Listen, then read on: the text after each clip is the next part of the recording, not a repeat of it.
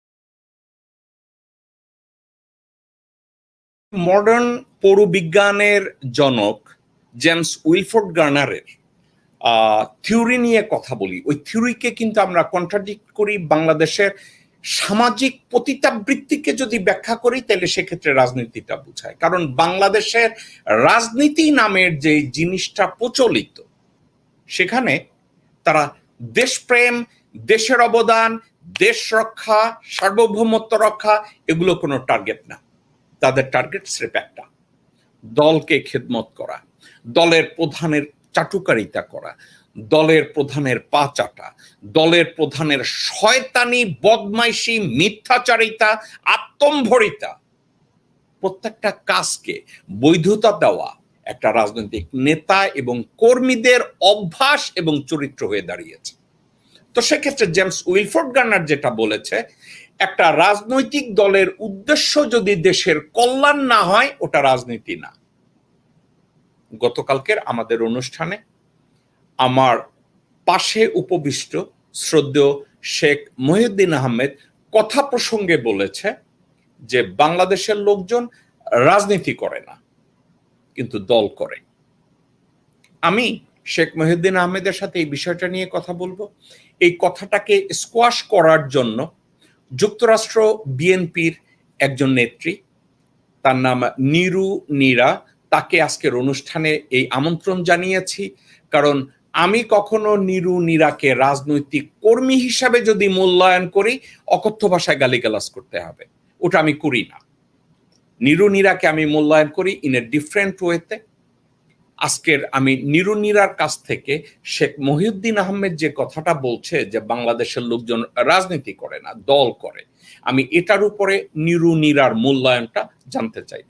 তো আসুন দর্শকবৃন্দ, আগে আমি শেখ মহিউদ্দিন আহমেদ এবং নিরু নীরাকে আমন্ত্রণ জানাচ্ছি এবং আমি খুব গর্বিত যে শেখ মহিউদ্দিন আহমেদ আপনি আমাদের সাথে জয়েন করেছেন। আসসালামু আলাইকুম। ওয়ালাইকুম আসসালাম, ধন্যবাদ আপনাকে এবং ধন্যবাদ মিলেনিয়াম টিভির দর্শকদের। নিরু নীরা, আপনাকেও আমন্ত্রণ জানাচ্ছি, আপনি অংশগ্রহণ করছেন আমাদের টক শোতে আজকের। আমি খুব খুশি যে আমাদের আজকের এই অনুষ্ঠানে আপনি যোগ দিয়েছেন। আসসালামু আলাইকুম। ওয়ালাইকুম আসসালাম। জনাব মহিউদ্দিন আহমেদ, গতকালকের আপনি একটা কথা বলেছেন, এই কথাটাকে আমি বলবো it's beyond lecture, it's beyond opinion.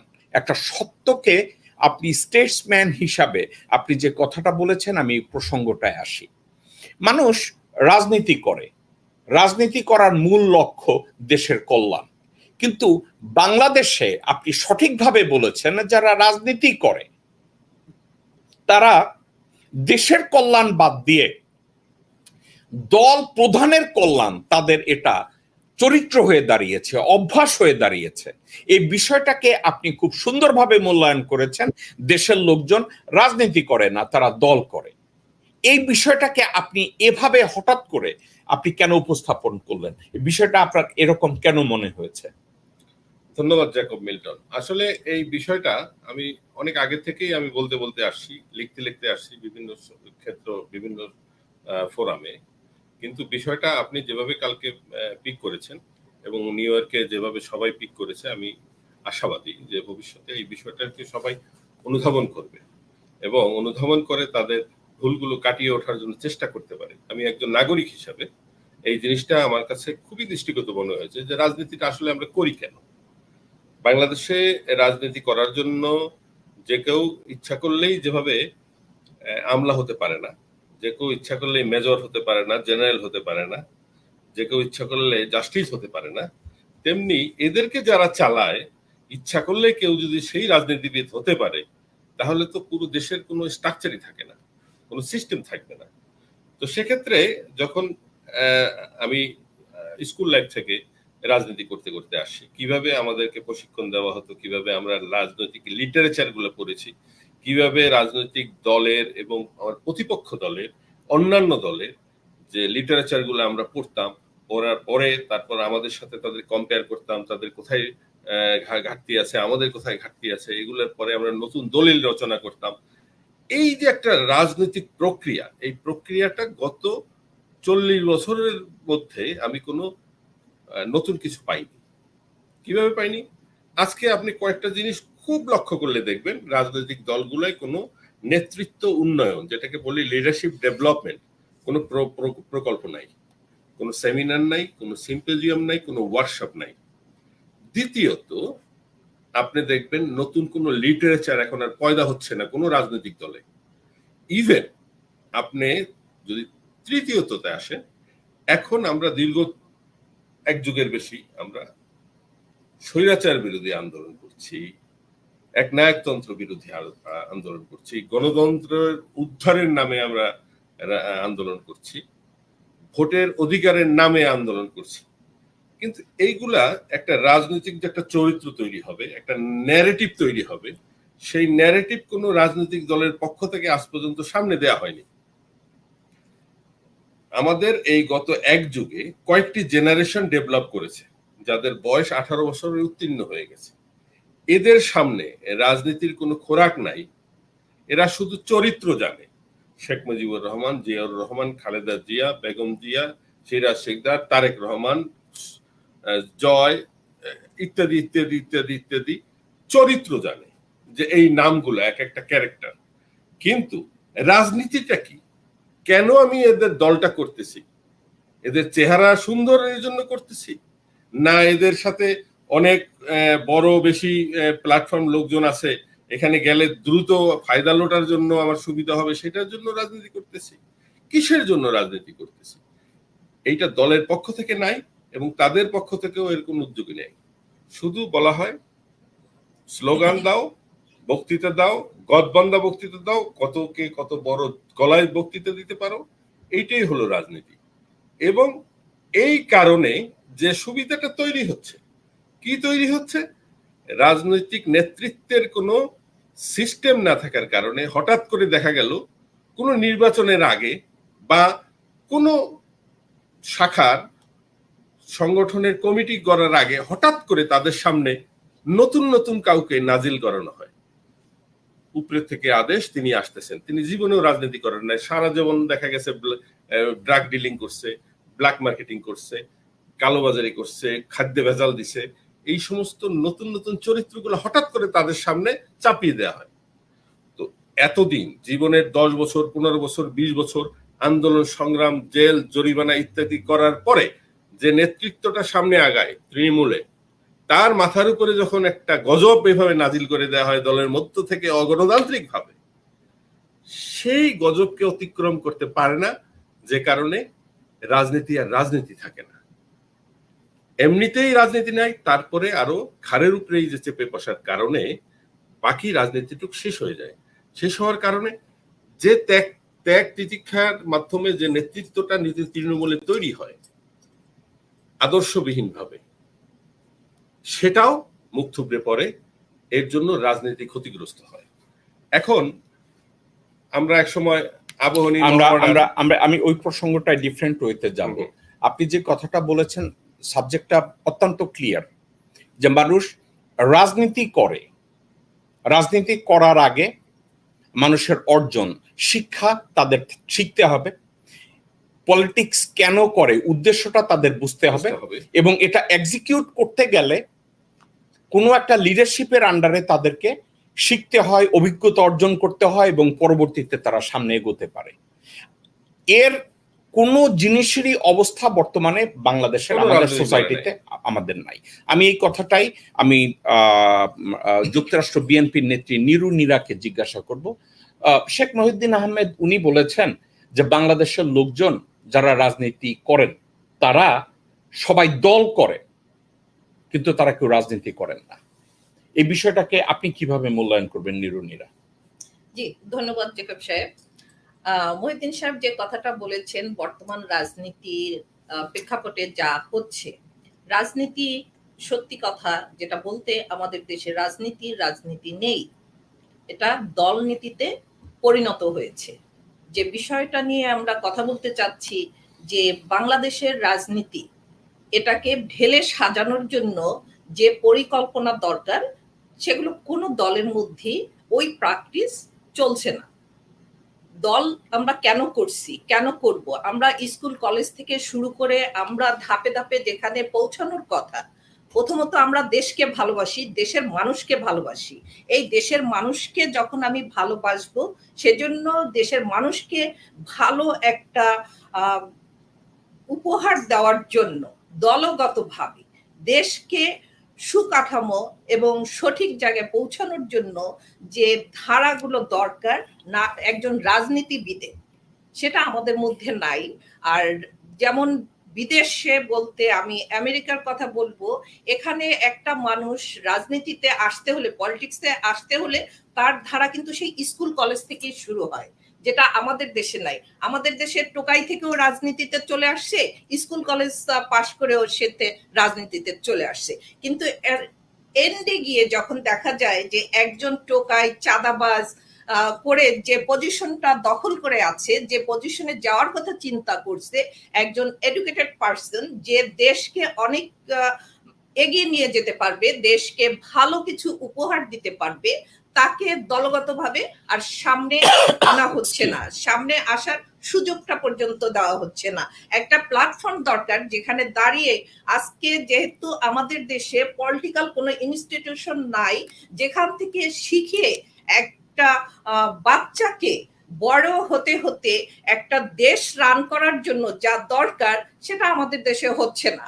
আমাদের যদি দেশের মানুষকে ভালো কিছু দেওয়ার চিন্তা থাকে, যে ফ্যামিলিগুলো আমরা হাতে গোনা বলি যে আমাদের দেশে পলিটিক্যাল ফ্যামিলি, তারা জোর করে হলেও সেটা দখল করে বসে আছে, কিন্তু ওই পর্যায়ে পৌঁছাতে হলে যে শিক্ষাগত যোগ্যতা দরকার, যে সোশ্যাল পাওয়ার যেটা দরকার, যে মানুষ আমাকে চাচ্ছে, যে গ্রহণযোগ্যতা, সেটা থাকুক আর না থাকুক, যে কোনো ভাবে তারা সামনে চলে আসে, সেটা টাকা দিয়ে হোক আর ইনফ্লুয়েন্স খাটিয়ে হোক, সে অস্ত্রের সামনে ধরেই হোক, তারাই সামনে আসছে। কিন্তু প্রকৃত পক্ষে যারা দেশকে ভালোবাসে, দেশের জন্য ভালো কিছু করতে পারবে, তাদেরকে সামনে আসার সুযোগ দেওয়া হচ্ছে না। থ্যাংক ইউ নিরু নীরা, আপনি যে বিষয়গুলোকে আপনি মূল্যায়ন করেছেন, বিষয়টাকে আমি অন্যভাবে যদি প্রশ্নটাকে এভাবে করি, সেটা হচ্ছে বিশ্বের সব রাষ্ট্রেই রাজনীতিটা একটা প্রাতিষ্ঠানিক রূপ পায়, এবং একটা রাজনীতি প্রাতিষ্ঠানিক রূপ পায় বেসিক শিক্ষা ব্যবস্থা থেকে, দেশপ্রেম থেকে, পরিবার থেকে, চরিত্র থেকে, অভিজ্ঞতা থেকে।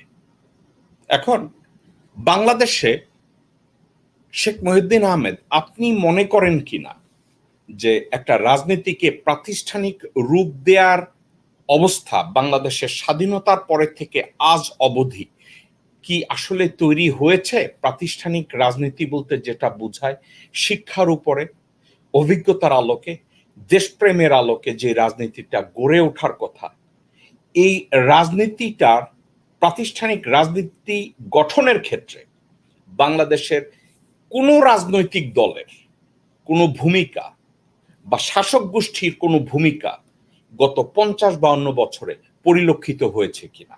শেখ মহিউদ্দিন আহমেদ, আপনি যদি একটা বিষয় দেখেন, বাংলাদেশ উত্তরকালে এখানে রাজনৈতিক দলগুলোর মুখ্য, আমি বড় দলগুলোর কথা বলতেছি, মুখ্য তাদের টার্গেটটাই হলো ক্ষমতা।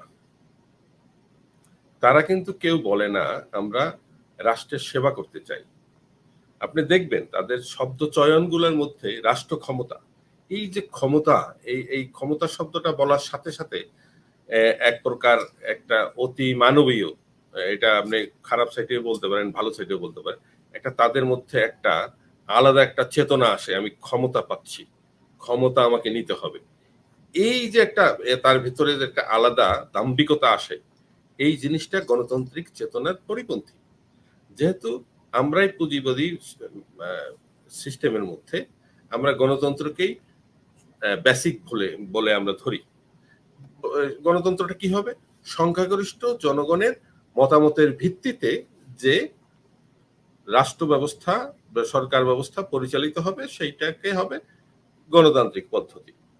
এখন আমাদের যে গণতান্ত্রিক পদ্ধতি, সেখানে যদি আমরা বাদ দিলাম, এখানে কোনো আপনার ভোট চুরি হচ্ছে না, কোনো কিছুই হচ্ছে না, তারপরেও 100 জন ভোটারের মধ্যে 60 জন ভোটার কিন্তু ভোট দিতে যাচ্ছে।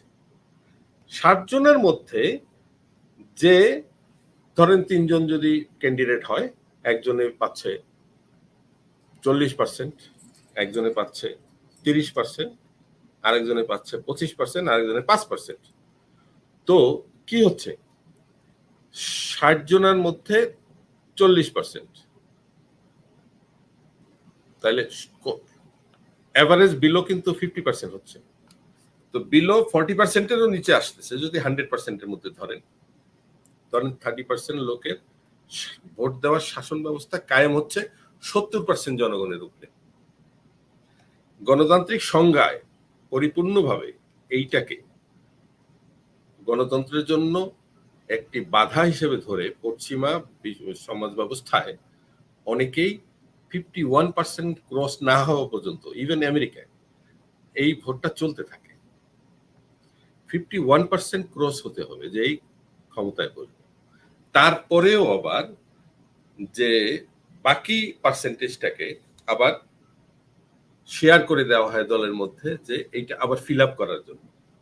এই যে নানানবিধ পরিকল্পনা, প্রক্রিয়া, ধারাবাহিক প্রক্রিয়া চলছে, এই ব্যবস্থাটার তো অনেক দূরের স্বপ্ন বাংলাদেশে আমরা তথাকথিত গণতন্ত্রের জন্য যে চিল্লাপাল্লা করতেছি, আপনি যেটা বলছেন প্রাতিষ্ঠানিকতা, প্রাতিষ্ঠানিকভাবেই কোনো রাজনৈতিক দলগুলো গণতন্ত্রের কোনো প্রক্রিয়ার মধ্যে নাই, তাদের দলীয় কাঠামোর মধ্যেই গণতান্ত্রিকতা নাই। কোথাও এই গণতান্ত্রিকহীনতা কেন হচ্ছে? ওই যে আমাদের দেশে জমিদারি প্রথা, ওই যে রাজা বাদশাহ ছিল, আমরা তারপর আমাদের পীর সাহেবদের একটা সিলসিলা তৈরি হয়েছে, পীরের বাচ্চা পীর, নেতার বাচ্চা নেতা। এখন আপনি দেখবেন ঘুরে ফিরে সেই জায়গাটাই কিন্তু আমরা চলে গেছি। ইভেন ইউনিয়ন পর্যায়ে পর্যন্ত সাবেক চেয়ারম্যানের ছেলে, না হয় মেয়ে, না হয় চেয়ারম্যান মারা গেছে তার বউ, এইভাবে হঠাৎ একজন মারা গেলেই তার বউ বাচ্চা নেতৃত্বে চলে আসে। ওই এলাকায় যারা এতদিন রাজনীতি করছে, তাহলে তারা কেন রাজনীতি করছে? কেউই করছে না, পাত্রীয়তা নাই। আপনি দলীয় কাউন্সিলের মধ্যে সবাই বলে আমরা নেতাকে দিয়ে দিলাম, নেতা যা খুশি তাই করুক। সংবিধানের, তার দলীয় সংবিধানের কোনো তোয়াক্কা নাই। কালকে মনে হয়েছে এইটা বাদ, আবার এইটা অ্যাড, অমুকে অমুক জায়গায়, অমুকে অমুক জায়গায়। আপনি যেখানে নিজের গণতান্ত্রিক প্রতিষ্ঠান করতে পারতেছেন, সেখানে রাষ্ট্রে গণতান্ত্রিকতা আশা করা যেমন একটা, এটাকে কি বলবো, এটা হিপোক্রেসি, তেমনি জনগণ সত্যিকার ভাবে তাদের কাছ থেকে গণতান্ত্রিক আচরণ ভবিষ্যতেও তারা রাষ্ট্র ক্ষমতা লাভ করলে, ওই যে রাষ্ট্র ক্ষমতা লাভ করলেও তাদের কাছ থেকে গণতান্ত্রিক আচরণ পাওয়া সম্ভব নয়। মহিউদ্দিন আহমেদ সাহেব, আপনার কথাটার রেশ ধরেই আমি বলি, কোন একটা রাজনৈতিক দল যদি রাজনীতি করে, তাদের আলটিমেট টার্গেট যদি ক্ষমতায় যাওয়া হয়, এটা দোষের কিছু না। কারণ দেশের একটা সিস্টেমকে ডেভেলপ করতে গেলে ক্ষমতায় যাওয়ার তো কোনো আসলে বিকল্প নাই। কিন্তু ক্ষমতায় যাওয়ার উদ্দেশ্যটা কি?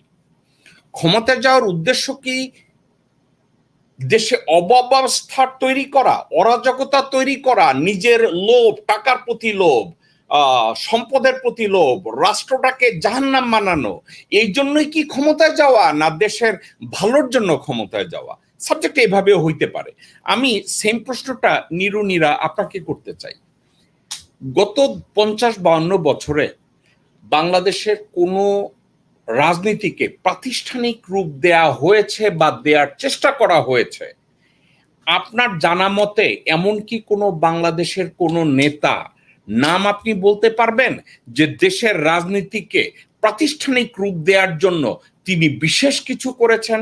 এমন কোন রাজনৈতিক নেতা কি ছিল বা এমন কোন রাজনৈতিক দল কি আছে যে একটা রাজনীতিকে বাংলাদেশে প্রাতিষ্ঠানিক রূপ দেয়া যাক? আপনি কি কারো কথা বলতে চান যে কেউ বাংলাদেশে একটা প্রাতিষ্ঠানিক রাজনীতির ব্যাপারে প্রিচিং করেছে, চেষ্টা করেছে একটা প্রাতিষ্ঠানিক রূপে দেয়ার?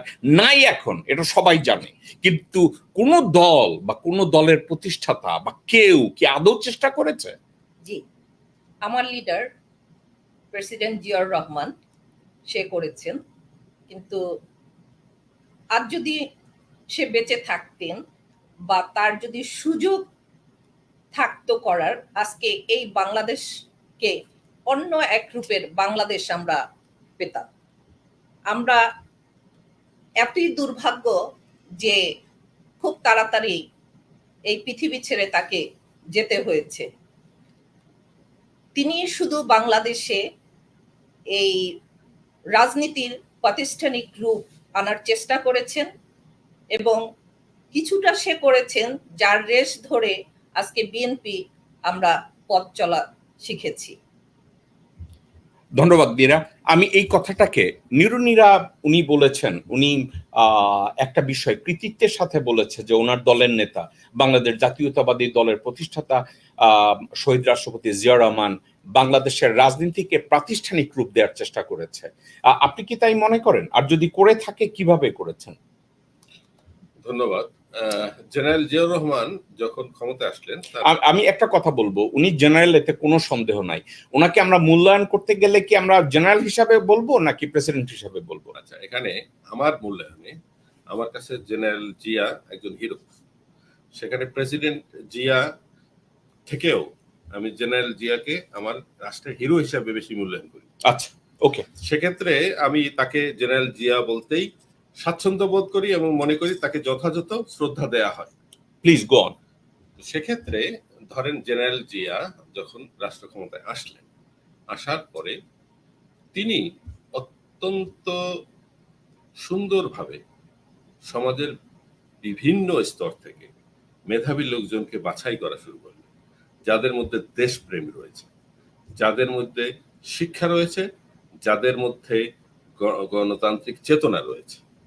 তিনি তাদেরকে কালেক্ট করলেন, তাদের দ্বারা ধীরে ধীরে, একদিনেই নয়, ধীরে ধীরে একটি রাজনৈতিক প্রতিষ্ঠান গড়ে তুললেন। প্রথমে বিভিন্ন সংগঠনের সমন্বয় করলেন, তারপরে একটি একক রাজনৈতিক দলের উপহার দিলেন। সবচেয়ে ভালো যে বিষয়টা ছিল জিয়া রহমানের, সেটা ছিল তিনি একটি রাজনৈতিক স্কুল প্রতিষ্ঠা করেছেন দলের জন্য। আজকে আপনি বিএনপির মধ্যেই পাবেন, বহু নেতা পাবেন, সেই রাজনৈতিক স্কুলের প্রিন্সিপালের নামটাই জানে না। সেই লোকটা কিভাবে মারা গেছে সেটাও অনেকে জানে না। আজকে সেই প্রতিষ্ঠানটি নাই। এই একটা বিষয় যদি আপনি দেখেন যে একটি রাজনৈতিক দলের জন্য একটি রাজনৈতিক স্কুল প্রতিষ্ঠা করেছিলেন, যেখান থেকে রাজনীতিকে তিনি প্রাতিষ্ঠানিক রূপে বিবর্তনের মধ্য দিয়ে নিয়ে আসবেন এবং আগামীর নেতৃত্বগুলো এই স্কুলের শিক্ষার মাধ্যমে গড়ে উঠবে। প্রথমেই আমরা আজকে জিয়াউর রহমানের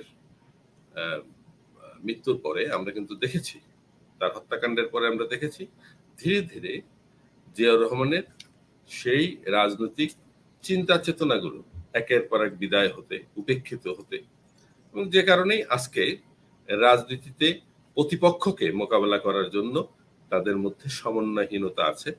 এবং আমরা রাজনীতির মাঠে তা পর্যাপ্তভাবে আমরা দেখছি যে কেন বিরোধী শক্তিগুলো ব্যর্থ হচ্ছে। কারণ রাজনীতিতে আমরা অবশ্যই বলতে পারি বর্তমান ক্ষমতাসীন দলের থেকে, দলের বিপরীতে যতগুলো রাজনৈতিক দল আছে, সবচেয়ে বড় দল হচ্ছে বিএনপি জনসমর্থনের দিক থেকে। এবং এখনো কিন্তু আমরা তাদের মধ্যে কোনো মূল্যায়ন পাচ্ছি না যে এই ব্যর্থতাগুলো কেন। সেটা কি রাজনৈতিক ব্যর্থতা, সেটা কি নেতৃত্বের ব্যর্থতা, সেটা কি কর্মসূচির ব্যর্থতা, নাকি লিটারেচারের ব্যর্থতা, নাকি নতুন কোনো ন্যারেটিভ নাই প্রজন্মের কাছে, কিসের জন্য আন্দোলন হবে সেই ব্যর্থতা? এই যে বিষয়গুলো, এগুলো যতক্ষণ পর্যন্ত না আসবে আপনি সমগ্র রাজনৈতিক মধ্যে এই ব্যবস্থা, গণতান্ত্রিকতা প্রতিষ্ঠানগুলো গড়ে উঠবে না। একইভাবে আপনি যদি সরকারি দলে দেখেন, এখানে তাদের ঐক্যটা হচ্ছে লুটপাটের ঐক্য, এখানে দখলদারিত্বের ঐক্য, রাজনীতিটা নাই। তারাও কিন্তু আজকে যদি তাদের ক্ষমতা চলে যায়, কালকে আওয়ামী লীগের কাউকে আপনি খুঁজে পাবেন না রাজনৈতিক আদর্শের জন্য, কারণ আদর্শই তারা জানে না। এটা আমাদের জাতির জন্য একটা অশনি সংকেত, জাতির অস্তিত্বের জন্য, যে কারণে আমরা কিন্তু ভারতীয় আগ্রাসন পাচ্ছি। আমি ওই প্রসঙ্গটা পরে যাই। আমি আবার নিরুনির আপনার কাছে ফিরে আসছি। আপনি গর্বের সাথে বলেছেন যে আপনার নেতা জিয়া রহমান সাহেব বাংলাদেশের রাজনীতিকে প্রাতিষ্ঠানিক রূপ দেওয়ার চেষ্টা করেছেন। মহিউদ্দিন আহমেদ সাহেব এগ্রি করেছেন এবং উনি এটা বলেছেন যে ওনার মৃত্যুর পরে ধীরে ধীরে ওই প্রাতিষ্ঠানিক রূপ যেভাবে জিয়া রহমান সাহেব দেওয়ার চেষ্টা করেছে, আপনি কি মনে করেন 90 সাল থেকে আপনার দল 2 বার বা 3 বার গভর্নমেন্ট ফর্ম করেছে, আপনার কি মনে হয়েছে এই 3 বার গভর্নমেন্ট ফর্মের পরে আপনার দল জিয়া রহমানের স্বপ্ন অনুযায়ী রাজনীতিকে প্রাতিষ্ঠানিক রূপ দেওয়ার জন্য ওই প্রোগ্রামটা কি চালু করেছিলেন? কোনো প্রকার চেষ্টা ছিল? এই মুহূর্তে ওই রাজনীতিকে প্রাতিষ্ঠানিক রূপ দেওয়ার কোনো এফোর্ট বাংলাদেশ জাতীয়তাবাদী দলের আছে? আদৌ এর কি কোনো এফেক্ট দেশের দলের উপরে করেছে? এমন কিছু কি আপনি বলতে পারবেন? এক্স্যাক্টলি আমি আপনাকে কোনো উত্তর দিতে পারতেছি না, বাট বর্তমান পরিস্থিতিতে যা দরকার সেটা আমাদের দেশে নেই। এখানে লিটারেসি যে সাবজেক্টটা মহিউদ্দিন সাহেব বলেছেন, আমি এগ্রি করি আপনার সাথে, প্লাস আপনার লিডারশিপের কথা যেটা বলেছেন সেটাও আমি এগ্রি করি। আজকে আমার দল অনেক বছর তারা ক্ষমতায় নেই, ক্ষমতায় থাকাকালীন একরকম অবস্থা, ক্ষমতায় না থাকার জন্য যেটা, সেটা তো আরো মাইনাসের দিকে যাবে। আমাদের দেশে এখন এটার তো আমাদের কোনো সুযোগ নাই। আমরা যখন পাওয়ারে আসব তখন পিছনে আমাদের ভুল ত্রুটি যেটা হয়েছে সেটা আমরা সংশোধন করে আমরা সামনে এগিয়ে যাব। তবে এটা এক অর্থে আমার স্বীকার করতে হবে যে প্রাতিষ্ঠানিক শিক্ষা দেওয়ার জন্য রাজনীতিতে যেটা দরকার সেই প্র্যাকটিস আমার দলের মধ্যে নেই। ওকে, মিস নিরুনিরা, আমি বিষয়টাকে এভাবে বলি, রাজনীতিকে ডেভেলপ করার জন্য সভ্য রাজনীতিতে একটা রীতির প্রচলন আছে। একটা রাজনৈতিক দল যখন ক্ষমতায় থাকে তখন তারা গভর্নিং নিয়ে ব্যস্ত থাকে, সরকার পরিচালনা নিয়ে ব্যস্ত থাকে। কিন্তু ওই রাজনৈতিক দলটা যখন ক্ষমতায় না থাকে তখন নীতি প্রণয়নের ক্ষেত্রে, একটা শ্যাডো গভর্নমেন্টের ভূমিকা পালনের ক্ষেত্রে একটা রাজনৈতিক স্কুল, নীতিধারা ওইগুলো প্রতিষ্ঠা করে। গত 16 বছর আপনার দলটি এই সুযোগটা পেয়েছে যে তাদের নিজেদের দলের লোকজনদেরকে সুসংগঠিত করবে, রাজনৈতিক শিক্ষায় শিক্ষিত করবে, একটা পরিকল্পনা শিখাবে। আপনি কি মনে করেন আপনার দল এই সময়টাকে গত 16 বছরে কাজে লাগিয়েছে? না। মহিউদ্দিন আহমেদ সাহেব, নিরুনিরার উত্তরটাকে আপনি কিভাবে নেবেন? উনি সৎভাবে বলেছেন যে গত 16 বছরে এই দলটি ক্ষমতায় নেই, কিন্তু দল গোছানোর ক্ষেত্রে সাংগঠনিক পর্যায়ে, নীতিগত পর্যায়ে তার দল কোনো কাজ করেনি। বিষয়টাকে আপনি কি তাদের রাজনৈতিক দুর্বলতা হিসাবে দেখবেন না নেতৃত্বের দুর্বলতা হিসাবে দেখবেন? আমি আরেকটি দলের প্রধান হিসেবে আমি ওই দলের বিষয়ে আমি কিছু বলাটা সমীচীন না, তারপরেও আমি একজন নাগরিক হিসেবে, এবং যেহেতু বিএনপি সবচেয়ে বড় দল, এখানে আমাদের পর্যবেক্ষণ তো থাকেই। কারণ এই পর্যবেক্ষণটা যদি আমাদের মধ্যে না থাকে তাহলে আমরা রাজনীতির মাঠে আমরা আমাদের কোনো কিছুই বাস্তবায়ন করতে পারবো না। সেই ক্ষেত্রে আমরা কি দেখছি, বিএনপির মধ্যে সমস্যাটা কোথায়? বিএনপির মধ্যে মূল সমস্যাটা হলো 2000 সাল পর্যন্ত বিএনপিকে যারা এগিয়ে নিয়েছে প্রত্যেকেই ছিলেন জিয়া রহমানের তৈরি মানুষগুলো, যাদেরকে তৈরি করা হয়েছিল, যারা মেধায়, মননে, শিক্ষায়, মর্যাদায় যারা অগ্রগামী ছিল। 2000-এর মধ্যে তারা অনেকেই বয়সের ভারে নুজো হয়ে গেছেন, মৃত্যুবরণ করেছেন, বা তারা আর রাজনৈতিক চেতনা চালিয়ে নিয়ে যাওয়ার মতো বয়সের ছিলেন না, যে কারণে হঠাৎ করেই একটা শূন্যতা তৈরি হয়েছে। এই লোকগুলোকে রিপ্লেস করার জন্য ওই রাজনৈতিক স্কুলটা আর বহাল না থাকার কারণে রিপ্লেস করার জন্য প্রজন্মগুলোকে রাজনৈতিক শিক্ষায় শিক্ষিত করা সম্ভব হয়নি। হঠাৎ করে 2000 সাল থেকে যেভাবে ওখানে একটা কাঠামো, নয়া কাঠামোকে রিপ্লেস করার ব্যবস্থা নেওয়া হয়েছে, সেইটা কার্যকর ছিল। সেইটা কার্যকর না হওয়ার কারণে এই গ্যাপটা তৈরি হয়েছে।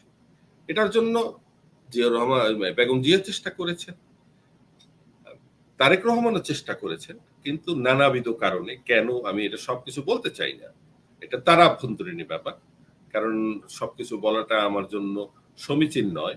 এটা হয়তো অনেক সময় মনে হবে যে আমি অনধিকার চর্চা করছেন, অনধিকার চর্চা, কুৎসার মতো মনে হবে, যদিও এটা সত্য। তারপরে আমি কুৎসাটা আমি বিষয়টাকে এভাবে কি বলতে পারি, আপনি বলছেন 2000 সাল পর্যন্ত যে লোকগুলো বিএনপির নেতৃত্বে ছিল তারা রাজনৈতিক শিক্ষায় শিক্ষিত ছিলেন, অভিজ্ঞ ছিলেন, জিয়াউর রহমান তাদেরকে তৈরি করে গিয়েছে। 2000 সালের পরে রাজনীতিতে তারেক রহমান, বিএনপির বর্তমান ভারপ্রাপ্ত চেয়ারপারসন, একরকম দলের সাংগঠনিক নেতৃত্বটা ওনার হাতে ছিল, গভর্নিং এর চেয়ে সাংগঠনিক ছিল, এবং সাংগঠনিক পর্যায়ে অনেকে তারেক রহমানের এই সাংগঠনিক কর্মতৎপরতাকে পজিটিভ হিসাবে দেখেছেন। আপনি এই কর্মতৎপরতাকে যদি পজিটিভ হিসাবে দেখেন, তারেক রহমানের সাংগঠনিক দুর্বলতা 2000 সাল থেকে 2009 সাল এর মধ্যে এমন কি ঘটলো যে Tarique Rahman become the liability for BNP, the way the senior leadership, those who do not like Tarique Rahman, তারা বলে তারেক রহমান দলের জন্য লায়াবিলিটি। বিষয়টা কি আপনাদের কাছে একটু কন্ট্রাডিক্টরি মনে হয় না? বিষয়টা এই পর্যায়ে কেন গেল? বিষয়টা হলো তারেক রহমানের কর্মতৎপরতা আর রাজনীতিতে রিপ্লেসমেন্ট করার জন্য যে বিবর্তনের প্রক্রিয়া, এই দুইটা কিন্তু এক না। ওকে, আমার কর্মতৎপরতা প্রচুর, আমার ইচ্ছা প্রচুর না, আমি সাংগঠনিক কর্মতৎপরতার কথা বলছি না। সাংগঠনিক কর্মতৎপরতা আর দলের মধ্যে সুশিক্ষিত প্রশিক্ষিত নেতৃত্ব গড়ে তোলা, this is one is related to other. আপনি কম্বাইন যদি করেন, এইটা যদি বাদ দেন, শুধু সাংগঠনিক আপনি কমিটি বানাইলেন, অমুক করলেন, তমুক করলেন, আমি বুঝেছি, এটা তো এটার নাম রাজনীতি না, এটার নাম দল। ওকে, রাজনীতি যেটা, সেই প্রশিক্ষিত নেতৃত্ব কিন্তু গড়ে ওঠার কোনো প্রক্রিয়া, কোনো কর্মসূচি আজ পর্যন্ত পাইনি আমরা, জাতি দেখেনি। ওকে, সেটা বিএনপির মধ্যে নাই। এখন আপনি কি দেখেন, আপনি একটা খুব মূল্যবান কথা বলছেন, আপনার কথাটাকে আমি নোট করেছি। বর্তমানে আওয়ামী লীগের মধ্যে যা আছে এটা হইতেছে লুটপাট তন্ত্র, ক্ষমতা ভোগ করার তন্ত্র। এখন কথাটা হচ্ছে যে এইখান থেকে আমি দল থেকে দূরে যে কারাকারি করে আমার ভাগ পাবো না, এটার দরকার নাই। আমি হাসিনা শেখ যা করে আমি তার ভিতর থেকে লুটপাটের জন্য দলের সাথে থাকবো। আপনার কথাটা আমি বুঝেছি। এখন তাইলে আওয়ামী লীগের মধ্যেও নাই, বিএনপির মধ্যেও নাই, বাংলাদেশে এমন আর কি কোনো দল আছে যারা আপনারা মনে করেন যে রাজনীতিকে প্রাতিষ্ঠানিক রাজনীতি হিসাবে দেখে, প্রাতিষ্ঠানিক রাজনৈতিক দল হিসেবে তারা নেতা মনোনয়ন করে, প্রাতিষ্ঠানিক রাজনৈতিক দল হিসেবে তারা সংগঠনকে শক্তিশালী করে, এমন কি কোনো দল আপনার নজরে আছে বাংলাদেশে? এখন আমি অন্য কোনো দলের কথা বলতে চাই না এই কারণে, কারণ রাজনীতির মাঠে আওয়ামী লীগ এবং বিএনপির অর্ধেক কাভার করে এইরকম জনসমর্থন পুষ্ট কোন রাজনৈতিক দল কিন্তু নাই। যেহেতু তাদের অর্ধেক হওয়ার যোগ্যতাও এখন পর্যন্ত, মানে জনসমর্থন সাংগঠনিক ভাবে নেতৃত্বের অনেক দলই আছে, নেতৃত্বের কাঠামোর মধ্যে থেকে বিল্ড আপ করার জন্য, লিডারশিপ ডেভেলপমেন্ট করার জন্য ভুলও আছে, কিন্তু তাদেরকে নিয়ে আমি আলোচনা করতে চাই না, কারণ এই দুইটা দলের অর্ধেক জনসমর্থনও কারো নাই। তো সেক্ষেত্রে আমার মনে হয় আমাদের আলোচনাটা এই আমি আমি আমি আমি আপনার সাথে দ্বিমত পোষণ করি। আপনি দুইটা বড় দলের কথা বলছেন, এই দুইটা বড় দলকে মানুষ দোষারোপ করে পরিবারতান্ত্রিক বিষাক্ত রাজনৈতিক দল, যারা বাংলাদেশের রাজনৈতিক দলই হওয়ার যোগ্যতা রাখে না। তাদের জনপ্রিয়তা আছে, একটা দলের জনপ্রিয়তা মুজিব শেখের জন্য, আর একটা দলের জনপ্রিয়তা জিয়াউর রহমান সাহেবের জন্য। সো তাদেরকে আপনি রাজনৈতিক দল না, বরঞ্চ আমি তাদেরকে বলবো দুইটা পরিবার এই দুইটা পারিবারিক ব্যবসাকে রাজনীতি হিসাবে রিপ্রেজেন্ট করে। এখন কিন্তু এই যে জনগণ যারা বলতেছে, তারাও কিন্তু এই দুই দলের ব্যানার ছাতার তলেই কিন্তু। ওকে, এখন আমি যে কথাটা বলছি, আপনি জনসমর্থনের কথা যদি আপনি চিন্তা করেন বাংলাদেশের রাজনৈতিক দল হিসাবে, আপনি যদি চিন্তা করেন যে এরা রাজনৈতিক দল, আপনি একটু দেখেন একটা স্ট্রাকচারাল ওয়েতে যদি একটা সংগঠনকে আপনি বিচার করতে যান, তাহলে TUND দেখে, টেবিল অর্গানাইজেশন অ্যান্ড ইকুইপমেন্ট। এক্ষেত্রে যদি আপনি দেখতে যান, তাহলে বলে অমুক দেশের এত সেনাবাহিনী আছে, অমুক দেশের এত বিমান বাহিনী, নৌবাহিনী আছে এবং পুলিশ ফোর্স আছে। তাইলে ওই দলটার স্ট্রেংথটার জন্য তারা দেখে কি জানেন, ওই দলের নেতা এবং কর্মী কতজন আছে নাই। জনসমর্থন দিয়ে আপনি একটা দলের স্ট্রাকচারাল পরিধিটাকে আপনি বিচার করতে পারবেন না, এটা নাই। এটা আপনারা যতভাবে সঠিক নাই। তো এখন সাংগঠনিকভাবে বাংলাদেশে যদি আপনি দেখেন, সাংগঠনিকভাবে কোন দলটা সবচেয়ে বেশি শক্তিশালী বাংলাদেশে?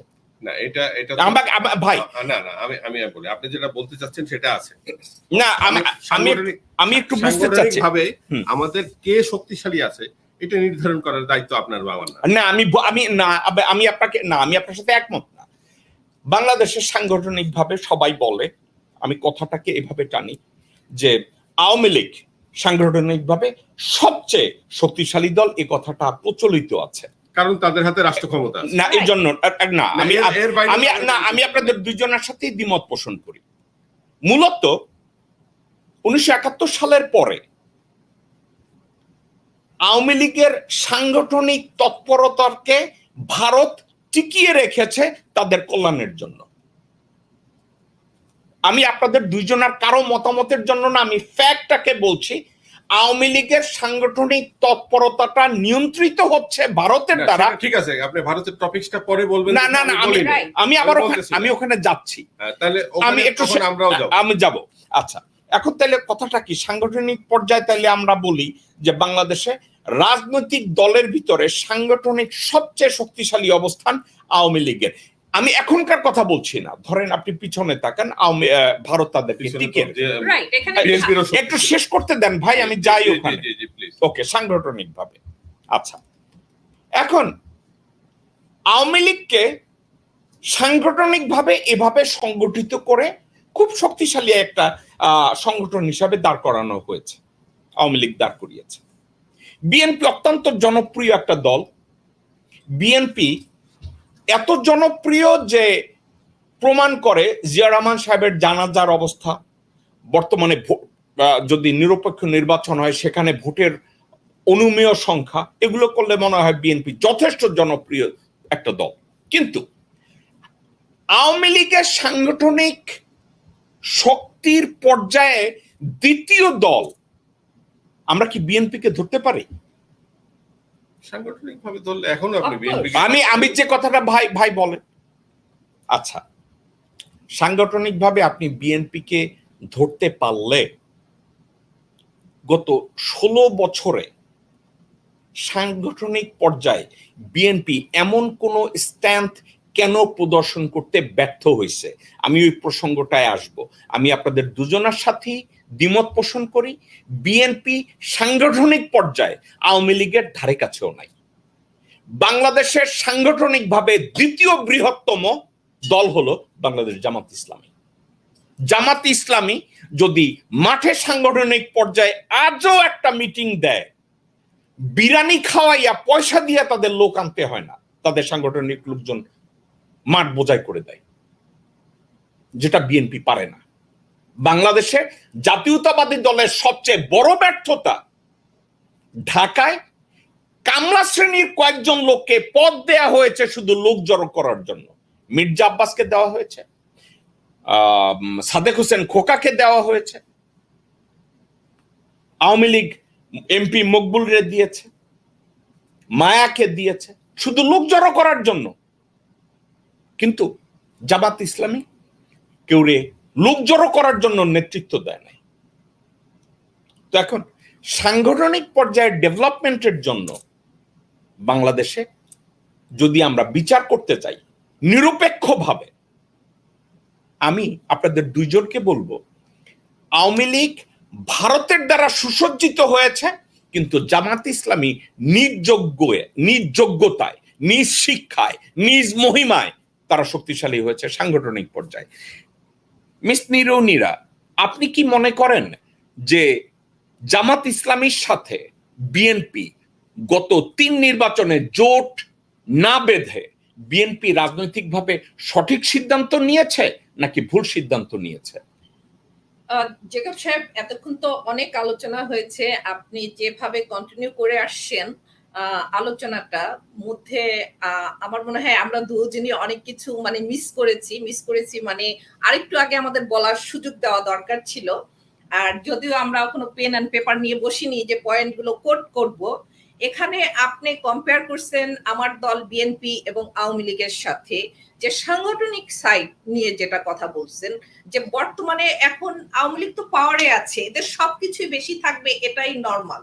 আজকে আমরা বিএনপি অনেক বছর পাওয়ারে নেই, কিন্তু এখানে যেটা আমাদের নেগেটিভিটি বলবো সেটা যে পাওয়ারে না থাকলেও একজন শ্যাডো গভর্নমেন্ট হিসাবে যেভাবে তারতম্য চালানো দরকার সেটা আমাদের মধ্যে হয়নি বলে আমি মনে করি।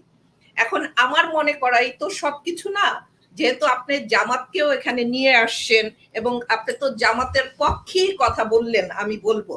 আর আওয়ামী লীগ বর্তমানে যেটা করতেছে এখানে তো সাংগঠনিক কেন, সবকিছুতেই যদি আমি বলতে চাই, আমি বলবো 100% এখানে ভারতের ইনফ্লুয়েন্স কাজ করতেছে, যার কারণে আওয়ামী লীগ আরো শক্তভাবে আঁকড়ে ধরে আছে।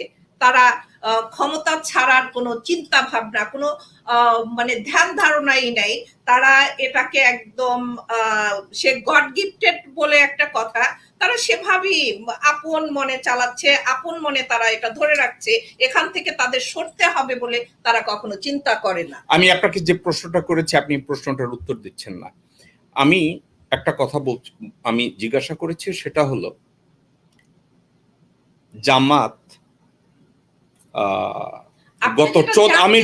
এটা তো চাইলেও আমি বলবো না। আমি যে কথাটা বললাম, কেন বলবেন না? আপনার মহাসচিব বলেছে আমি জামাতের রাজনীতিকে পছন্দ করি না, আইডিয়াল মনে করি না। আবার অন্য নেতা বলছে আমরা জামাতের সাথে জোট না করে ভুল করেছি, কিন্তু কেন্দ্রীয়ভাবে বিএনপি কোনো মতামত দেয় নাই। আপনি কি মতামত না দেওয়ার পক্ষে? রাইট, এটা যদি কেন্দ্রীয় ভাবে কোনো মতামত হয়ে না থাকে, না দিয়ে থাকে, তাইলে সেটা দলীয় কোনো মতামত না। আমি মনে করব ওটা তার ব্যক্তি মতামত যে দিয়েছেন সেটা। এখন সেভাবে যদি আমাকেও বলা হয় যে ব্যক্তি মতামত, হ্যাঁ ব্যক্তি মতামতের কথা বললে আমি জামাতকে সাপোর্ট করব, the way they are running their party. Okay, thank you Mohiuddin Ahmed সাহেব।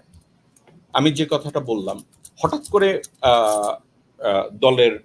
বিএনপির দলের মহাসচিব বলেছে যে আমি জামাতের রাজনীতিকে সমর্থন করি না, আমাকে যদি চয়েস দেওয়া হয় বাম রাজনীতি এবং জামাত, আমি বাম রাজনীতিকে সমর্থন করব।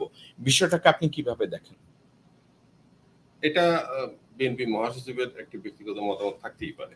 যেমন আমি আমার রাজনীতিতে আমি প্রতিপক্ষ মনে করি সরকারকে, আমি সরকারের প্রতিপক্ষ। আমি বিএনপির রাজনীতি এবং জামাতের রাজনীতি এগুলো নিয়ে কে ভালো কে মন্দ এটা আমার বলা সমীচীন নয়। শুধুমাত্র বলতে পারি আপনি যে পার্থক্যটা দেখিয়েছেন সেটা দেখিয়েছেন কর্মসূচি ভিত্তিক। শুধু কর্মসূচি, আদর্শ চর্চা, নেতৃত্বের উন্নয়ন, এই বিষয়গুলা আমি এটার উপরে জাজ করার মতো আমার অবস্থান নাই। আমি এটা করতে যাব না। আমি শুধু আমার রাজনৈতিক প্রতিপক্ষ সরকারি দল, সেই সরকারি দল কতখানি জনগণের সাথে প্রতারণা করতেছে, কতখানি ব্যতিক্রম ঘটাচ্ছে, কতখানি আজকে জনজীবনে নাবিশ্বাস উঠেছে, কিভাবে মাদকদ্রব্য ছড়িয়ে দেওয়া হয়েছে, কিভাবে পুরো প্রশাসনকে ধ্বংস করা হয়েছে, কিভাবে পুরো রাষ্ট্রকে দুর্নীতিগ্রস্ত করা হয়েছে, এই আমি কিভাবে প্রতিটা মানুষের মুখে বিষ তুলে দেওয়া হচ্ছে খাবারের ভেজাল দিয়ে, এবং সেটাকে প্রতিরোধ করা হচ্ছে না। আমি এগুলো নিয়ে কথা বলার জন্য। ওকে, শেখ মহিউদ্দিন আহমেদ, আমি বুঝেছি।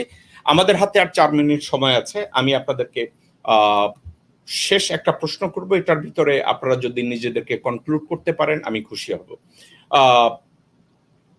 ইদানিং একটা কথা চাউর হচ্ছে, ভারতের পরামর্শে হাসিনা শেখ এই মুহূর্তে প্রত্যেকটা সিদ্ধান্ত নিচ্ছেন বিএনপিকে কমপ্লিটলি ডিস্ট্রয় করার জন্য, রাজনৈতিক দল হিসাবে যাতে তারেক রহমানের নেতৃত্বে না থাকতে পারে এজন্য যা কিছু করার উনি করছেন।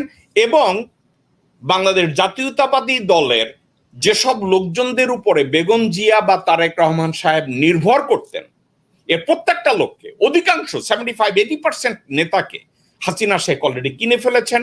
রাতের গণভবনে এখন তারা প্রত্যেকটা পার্টিতে অংশগ্রহণ করে, এবং এমনকি ভূমিদস্যু শাহ আলমের ও জায়গায় গিয়ে বিএনপির নেতারা জামা কাপড় খুলে হাসিনাকে প্রশংসা করে, শাহ আলমকে প্রশংসা করে। এমন তো এখন একটা সর্ববৃহৎ বিরোধী দল যাদের কাছ থেকে জনগণের চাওয়া পাওয়ার থাকে, কিন্তু ভারত যদি সিদ্ধান্ত নেয় এই বিএনপিটাকে নেতৃত্বহীন করা হবে, এবং দেখা যাচ্ছে মূলত ভারত সফলতার দিকে যাচ্ছে, এবং পরিশেষে তারেক রহমানকে একজন কনভিক্টেড ক্রিমিনাল দেখিয়ে বাংলাদেশে আইনগত দিক থেকে সরাসরি তাকে দল থেকে বাদ দেওয়ার চেষ্টা করা হচ্ছে। বেগম জিয়াকে মেরে ফেলার সঠিক সিদ্ধান্ত গ্রহণ করা হয়েছে। আওয়ামী লীগ দেখা যাচ্ছে ভারতের তৎপরতাটাকে সমর্থন দিয়ে বিএনপিকে ডিস্ট্রয় করার জন্য ওদিকে নিয়ে যাচ্ছে। আপনি অন্য একটা দলের রাজনৈতিক দলের প্রধান, কিন্তু এ ধরনের একটা প্রেসক্রিপশনকে আপনি কিভাবে দেখেন? সুস্থ রাজনীতির ময়দানে এ ধরনের একটা প্রেসক্রিপশনকে আপনি কিভাবে মূল্যায়ন করেন? যেহেতু প্রথমত বাংলাদেশের সুস্থ রাজনৈতিক ময়দান জিয়া রহমানের মৃত্যুর পরে আর ছিল না, এখন পর্যন্ত নাই, নাম্বার 1। নাম্বার 2, বর্তমানে বাংলাদেশ একটি রাজনীতিহীন অবস্থায় আছে। এই বিষয়টা কিন্তু আন্তর্জাতিক খ্যাতি সম্পন্ন ডক্টর ইউনূসও বলেছেন, আমি এটার সাথে একমত। আর সবচেয়ে গুরুত্বপূর্ণ যে বিষয়টা, আজকে 18 কোটি বলেন, 20 কোটি মানুষ বলেন, কারো পরবর্তী প্রজন্মের মধ্যে কোনো স্কোপ নাই স্বপ্ন দেখার যে আমি সরকার প্রধান হব, রাষ্ট্রপ্রধান হব, দলের প্রধান হব, বড় 2টা দলের প্রধান হব। এই যে কিয়ামত পর্যন্ত এই যে জগদ্দল পাথরের মতো দরজা আটকিয়ে রাখার যে অবস্থাটা, এটার নাম যদি গণতন্ত্র হয়, সেই গণতন্ত্রকে আমি বিশ্বাস করি না। সেক্ষেত্রে আমি মনে করি বড় রাজনৈতিক দলগুলো গণতন্ত্রের জন্য বাধা স্বরূপ। এবং আপনি যে ভারতের কথা বলেছেন, ভারত সে তার সুযোগটা নেবেই, কারণ বাংলাদেশের সমতল ভূমি তার করতলগত না থাকলে তার ভারতীয় অস্তিত্ব থাকবে না, ভারতের ভৌগোলিক পরিবর্তন হয়ে যাবে। এখান থেকে সে তার স্বাধীনতা সার্বভৌমত্ব রক্ষার জন্য বাংলাদেশের উপরে তার যে পরিকল্পনা সেটা সে বাস্তবায়ন করার চেষ্টা করে। কিন্তু আমরা যারা বাংলাদেশে রাজনীতি করছি, আমাদের মধ্যে যদি সামান্যতম দেশপ্রেমিকের রক্ত বহমান থাকে, তাহলে আমরা এই আগ্রাসনকে মেনে নিতে পারি না। এবং যারাই এই আগ্রাসনকে মেনে নেয় তাদের রক্তে ভেজাল রয়েছে, তাদের রক্তে দেশপ্রেমিকতা নাই। আমি এর থেকে খারাপ শব্দ আর উচ্চারণ করতে পারলাম না। এখন শেখ হাসিনা এবং তার দল যে রাজনীতিটা করছে, এটা তার আদর্শের মোতাবেক করতেছে, এবং যারাই এই আদর্শকে মেনে নিচ্ছে, তার সাথে আছে, তারা কিন্তু এটাকে সমর্থন করছে। তারা কিন্তু এই বেগম জিয়াকে হত্যা করার চেষ্টা করা হচ্ছে, এটাকে কিন্তু সমর্থন করছে। তার দলের ভেতর থেকে কিন্তু এটার বিরুদ্ধে কথা হচ্ছে না। যারাই তারেক রহমানকে বাংলাদেশে ফেরত যাওয়ার জন্য, সঠিকভাবে রাজনীতি করার জন্য ফেরত যাওয়ার জন্য বাধাগ্রস্ত করতেছে, তাকে হত্যা করা হবে, তাকে এনে জেলখানায় পুরে দেওয়া হবে, তাকে নির্যাতন করা হবে, এইটার পক্ষে কিন্তু তাদের লোকজন কিন্তু এইটার বিরোধিতা করতেছে না। বাংলাদেশে যে ভেজাল হচ্ছে, ঘুষ হচ্ছে, দুর্নীতি হচ্ছে, এইটার বিরুদ্ধে কিন্তু তার দলের লোকজনের কথা বলতেছে না। তার মানে আওয়ামী লীগের পুরো রাজনীতিটা হচ্ছে আজকে এইগুলোর পক্ষে। এইটা তাদের স্ট্যান্ড, এবং তাদের জন্য তাদের লোকেরা আছে। কিন্তু এইটার বিরুদ্ধে আমরা যারা অবস্থান করতেছি, আমরা কিন্তু আমাদের সঠিক জায়গায় নাই, আমরাও কিন্তু ভুল করতেছি। আমরাও কিন্তু গণতান্ত্রিক প্রতিষ্ঠান গড়তেছি না, এবং যতক্ষণ পর্যন্ত গণতান্ত্রিক প্রতিষ্ঠান না গড়বেন, যতক্ষণ পর্যন্ত নিজের মধ্যে নেতৃত্বের উন্নয়ন প্রক্রিয়া বহাল না থাকবে, ততক্ষণ পর্যন্ত ভারতীয় আগ্রাসনের বাইরে আপনি যেতে পারবেন না। এবং যতক্ষণ পর্যন্ত যেতে পারবেন না, ততক্ষণ পর্যন্ত আপনি বিপর্যস্ত অবস্থায় থাকবেন, আমরা বিপর্যস্ত অবস্থায় থাকবো, এবং দেশপ্রেমিক এবং জাতীয়তাবাদীরা আগামী দিনেও এই বিপর্যয়কে মোকাবেলা করতে হবে। এবং এই ইবলিসদের, ভারতীয় ইবলিসদের যারা এই আমাদের বাংলাদেশে আছে, তাদের জয়লাভ কিন্তু অব্যাহতভাবে থাকবে আমাদের ভুলের জন্য। নিরুনিরা, আপনার প্রতি আমার শেষ প্রশ্ন। ইদানিং সামাজিক মিডিয়া বা বিভিন্নভাবে একটা কথা প্রচার হচ্ছে যে জনাব তারেক রহমানকে একজন কনভিক্টেড ইন্ডিভিজুয়াল দেখিয়ে রাজনৈতিক দল তারা পরিস্থিতিটাকে এমন পর্যায়ে নেবে যে হাসিনা শেখ বলবে যে এই দলের প্রধান যদি একজন কনভিক্টেড মানুষ হয়, ওই দলের রেজিস্ট্রেশন থাকবে না। এ ধরনের একটা ষড়যন্ত্র চলছে, বেগম জিয়াকে মেরে ফেলার ষড়যন্ত্র চলছে।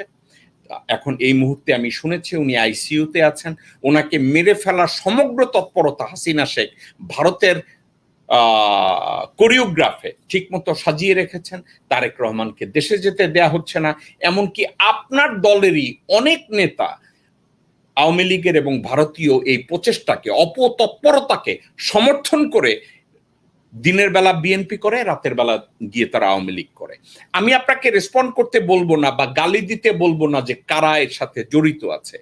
বিষয়টা যদি সত্যি হয়, আপনি বিষয়টাকে আপনার দলের জন্য কতটা অশনি সংকেত হিসাবে দেখেন, নাকি আপনি বিষয়টাকে ডিফারেন্ট ওয়েতে দেখেন?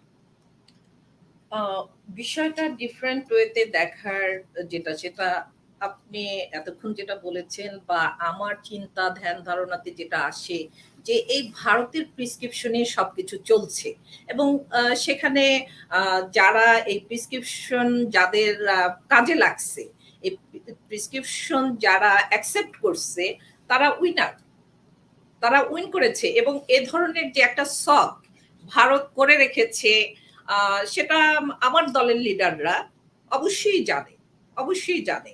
কারণ এখানে যদি রাজনৈতিক প্রেক্ষাপটে চিন্তা করা হয়, একটা এত বড় একটা দল বিএনপি, সেখানে তো না জানার কথা না। এবং এজন্য যখন আমরা শুনেছি, সেক্ষেত্রে দলীয়ভাবে আমাদের যে অবজেকশন দেওয়ার দরকার সেটা তো হচ্ছে না। যেহেতু হচ্ছে না, সেখানে আমার ধরে নিতে হবে এই প্রেসক্রিপশন আমাদের মধ্যেও অ্যাকসেপ্ট করা হয়েছে। এখন যেটা এই দলীয়ভাবে যে অবজেকশন যেটা দেওয়া দরকার, সেটা আমার একার দ্বারা তো সম্ভব হবে না। এখানে যেটা হচ্ছে, যতই আমি বলি যে এটা আমি মানি না, মানবো না, মানা সম্ভব না, সেটা বললে তো হবে না। কিন্তু ওই যে গোড়ায় প্রিসক্রিপশন যাকে যাকে ধরানো হয়েছে, যারা অ্যাকসেপ্ট করেছে এবং এই প্রিসক্রিপশনের রোগে যারা পড়েছে, যারা রোগ মুক্ত হয়েছে, আমি তাদেরকে ধিক্কার জানাই। আজকে আমার ম্যাডামের এই পরিণতি যে হয়েছে, এজন্য যারা দায়ী, যেমন আগে বলেছিলাম যে আমার প্রেসিডেন্ট জিয়াউর রহমানের জন্য যে এত মৃত্যুবার্ষিকী হয়, কিন্তু কোন একটা মৃত্যুবার্ষিকীতে আমি বলেছিলাম যে আমি তার হত্যার বিচার চাই এবং আমি বিচার শুরু করব। তখন আমার কিছু লিডারদেরকে জানানোর পরও আমি কোথাও থেকে কোনো সাড়া পাইনি। তো তদ্রূপ ভাবে আমরা দেখতেছি চোখের উপরে যে ঘটনা ঘটতে যাচ্ছে, অলরেডি ঘটানো হয়ে গেছে। আজকে যেভাবে তাকে ইনজেক্ট করা হয়েছে, বিষ প্রয়োগ করা হয়েছে, তাকে অসুস্থ করা হয়েছে, তাকে মৃত্যু পথযাত্রী করা হয়েছে, এই অবস্থায় তার সন্তান তার পাশে নেই, এটা কতখানি একজন মা হিসাবে আমার কাছে কষ্টকর, সেটা আমি ভাষায় প্রকাশ করতে পারি না।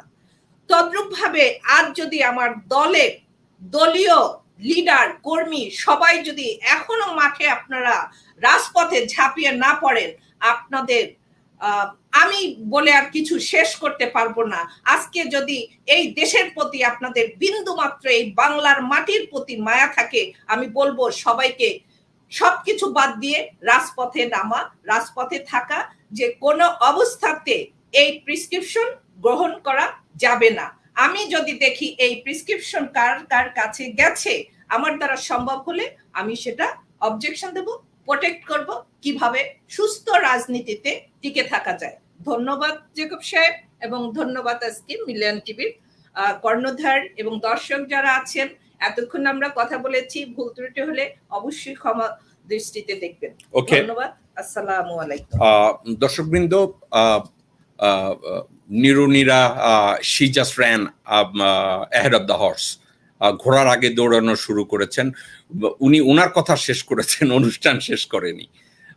তো যাই হোক, শেখ মহিউদ্দিন আহমেদ, অসংখ্য ধন্যবাদ আজকের এই প্রাণবন্ত আলোচনায় অংশগ্রহণ করার জন্য। বিষয়টা এমন না যে আমাদের প্রত্যেকটা সাবজেক্টে একমত হতে হবে, কিন্তু সৌজন্যতা বজায় রেখে আলাপ আলোচনাটায় পার্টিসিপেট করা এবং আলাপ আলোচনার পরে হ্যান্ডশেক করা, এটা হচ্ছে সৌজন্যতাবোধ। সুস্থ রাজনীতি, সুস্থ আলাপ আলোচনা, রাজনৈতিক সংলাপ এভাবেই হয়।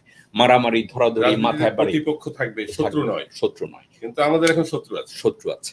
সো আপনাকে অনেক ধন্যবাদ। আপনি লন্ডন থেকে নিউ ইয়র্কে এসেছেন আজকের রোববার, আপনি আমাদেরকে সময় দিয়েছেন। মেলানিয়াম টিভির কর্ণধার নূর মোহাম্মদ তপাদার ভাই আমাদেরকে অ্যাকোমোডেট করেছেন রোববারে, ওনাকেও ধন্যবাদ। নিরুনিরা, আপনাকে অনেক ধন্যবাদ। আপনি অসম্ভব ভালো কথা বলেছেন আজকের। ইউজুয়ালি আপনি এত ভালো কথা বলেন না, বাট ভালো কথা বলেছেন। আপনাকে অনেক ধন্যবাদ। দর্শকবৃন্দ, আমি যদি সামারাইজ করি সাবজেক্টটাই, আমরা শুরু করেছি কোথায়? দেশের রাজনীতি কি প্রাতিষ্ঠানিক রূপ পেয়েছে? না, কখনোই পায়নি। আমি একটা বিষয় ওয়াকিফাল। আমাকে জিয়া রহমান সাহেবের শাসনামলে ন্যাশনাল সিকিউরিটি ইন্টেলিজেন্সের মহাপরিচালক ছিলেন হাকিম সাহেব। উনি কথায় কথায় একটা বলেছিলেন যে জিয়া রহমানের আলটিমেট রাজনৈতিক গোল ছিল রাজনীতিকে প্রাতিষ্ঠানিক রূপ দেয়া যায় কিনা বাংলাদেশে, এবং উনি এই বিষয়টাকে করতে গিয়ে উনি ওটাকে কি বলে, শিক্ষা কমিশন গঠন করেছিলেন শিক্ষা ব্যবস্থা ডেভেলপমেন্টের জন্য, আবার রাজনৈতিক স্কুল খুলেছিলেন, পৃথিবীর বিভিন্ন দেশ থেকে যোগ্য মানুষদেরকে পিক করা শুরু করেছিলেন রাজনীতিটাকে প্রমোট করার জন্য।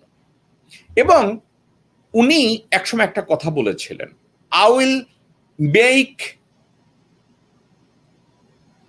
Politics A difficult for the politician. এই কথাটাকে ব্যাখ্যা করা হয় ভুল হিসাবে। উনি কি বলেছিলেন জানেন? গতানুগতিক রাজনীতিতে যারা ধনী হওয়ার জন্য রাজনীতি করেন দুর্নীতির মাধ্যমে, তাদের জন্য রাজনীতি আমি ডিফিকাল্ট করব, কিন্তু যারা সুশিক্ষায় শিক্ষিত হয়ে অভিজ্ঞতার আলোকে যারা রাজনীতি করবেন, তাদের রাজনীতিকে উনি ডিফিকাল্ট করার কথা বলেন নাই। তো এ কথা সত্য, এটা সর্বজন বিদিত যে জিয়া রহমান চেয়েছিলেন বাংলাদেশে প্রাতিষ্ঠানিক একটা রাজনীতি গড়ে উঠুক।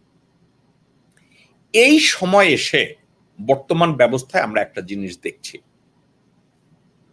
ভারত প্রেসক্রিপশন দেবে। মহিউদ্দিন সাহেব আরেকটা ভালো কথা বলেছে, ভারত তাদের রাষ্ট্রকে টিকানোর জন্য যা করা দরকার সেটা বহির্বিশ্বে করবে, আন্তর্জাতিক অঙ্গনেও করবে। এটা ভারতের কাজ, তাদের দেশকে টিকানো। কিন্তু ভারতের কাজ তাদের দেশকে টিকানো, আমাদের কাজ কি ওই কাজে সহায়তা করা, নাকি আমাদের দেশের ওয়েলফেয়ার এবং এক্সিস্টেন্স আমাদের রক্ষা করা? আমরা কি করছি? ভারতের প্রেসক্রিপশনে আমাদের মূল শিক্ষা ব্যবস্থাকে ধ্বংস করতে করতে এমন পর্যায়ে নিয়ে এসেছি, এখন হাসিনা শেখের ভাষণের জন্য পরীক্ষা ক্যান্সেল করা হয়, হাসিনা শেখের রাজনৈতিক সমাবেশে লোক না থাকায় স্কুল কলেজের মেয়েদেরকে ছেলেদেরকে ধরে ওই মিটিংয়ে নিয়ে জনসংখ্যা হিসাবে দেখানো হয়। অর্থাৎ শিক্ষা ব্যবস্থাকে ডাবল প্রমোশন দিয়ে মেধা শূন্য করার ব্যবস্থা করা হয়। আর রাজনীতিকে প্রাতিষ্ঠানিক রূপ দেওয়া না। বাংলাদেশের বর্তমানে প্রাতিষ্ঠানিক রাজনীতির সংজ্ঞা হলো জয় ভারত মাতা, হরিবল। এটা হলো বাংলাদেশের প্রাতিষ্ঠানিক রাজনেতা, জয় মোদি। এটা হলো বাংলাদেশের প্রাতিষ্ঠানিক রাজনীতি। এবং সার্বিক ক্ষেত্রে আমরা যে কথাগুলো বললাম, যে বিএনপির ব্যর্থতা, বিএনপির সফলতা, জামাতের সফলতা, ব্যর্থতা। নিরুনিরা একটা কথা বলেছে যে আপনি তো জামাত ইসলামীকে পছন্দ করে কথা বলেছেন। আমি নিরুনিরার এই কথাটাকে সবশেষে আমি উত্তর দেই এইভাবে, কোনো একটা জিনিস সুন্দর, কিন্তু ওই জিনিসটা আমার না, অন্য একজনের। আমি এই সুন্দর জিনিসটাকে আমি সুন্দর বলবো, ওটার মালিকানা আমার থাকুক, জারি থাকুক। আমি জামাত ইসলামীর সাংগঠনিক তৎপরতাকে, জামাত ইসলামীর সাংগঠনিক অবস্থানটাকে ভালো বলেছি এজন্য, কারণ স্ট্রাকচারালি তারা শক্তিশালী। কতটা শক্তিশালী জানেন? একটা রাজনৈতিক দলের মূল ভিত্তির উপরে নির্ভর করে যদি কোনো একটা দেশে ব্যাংক প্রতিষ্ঠা হয়, হসপিটাল প্রতিষ্ঠা হয়, দাতব্য চিকিৎসালয় প্রতিষ্ঠা হয়, স্কুল প্রতিষ্ঠা হয়, লক্ষ লক্ষ জব তৈরি করা হয়, ওই রাজনৈতিক দলের তৎপরতাকে, সাংগঠনিক শক্তিশালী অবস্থানটাকে স্বীকৃতি না দেওয়া বোকামি। আমার পছন্দ এবং না পছন্দের কিছু না, কারণ ওটা সুন্দর। বাংলাদেশে দ্বিতীয় আর কোন রাজনৈতিক দল নাই যারা বলতে পারবে আমাদের অর্জন এগুলো। সাংগঠনিক দিক থেকে আমি যে কথাটাকে বলেছি, আওয়ামী লীগ সবচেয়ে বড় সাংগঠনিক শক্তিশালী দল এই জন্য কারণ তারা রয়ের দ্বারা নিয়ন্ত্রিত একটা রাজনৈতিক দল। যদিও বাহ্যিক দৃষ্টিতে বলা হয় আওয়ামী লীগ বাংলাদেশের একটা রাজনৈতিক দল, মূলত আওয়ামী লীগ বাংলাদেশের রাজনৈতিক কোনো দল না। 1948 সালে না যেন 42 সালে, আমি ভুল বলেছি, 42 সালে যেভাবে দেখানো হয়েছিল যে ছাত্রলীগ যেভাবে তৈরি হয়েছে, আওয়ামী লীগ একইভাবে তৈরি হয়েছে। আমি মাওলানা ভাসানীর আমলের রাজনীতির কথা বলছি না, আমি 71 সালের পরের রাজনীতি অথবা 60-এর দশকের রাজনীতির কথা বলছি। দর্শকবৃন্দ, এই ছিল আমাদের শো। আমি এই কথাটাকে আরো দীর্ঘায়িত করতে পারি, কিন্তু আপনাদেরকে আর বিরক্ত করব না। এই রোববার আমাদের এই অনুষ্ঠানটি দেখার জন্য, আমাদের সাথে অংশগ্রহণ করার জন্য আপনাদের সবাইকে ধন্যবাদ জানাচ্ছি। Hopefully in the future millennium টিভিতে special edition with Jacob Milton, এ ধরনের একটা টক শো আমি যদি সময় পাই হয়তো আপনাদের সামনে আবার হাজির হব। আপনারা সবাই ভালো থাকুন, সুস্থ থাকুন, ইনশাল্লাহ আপনাদের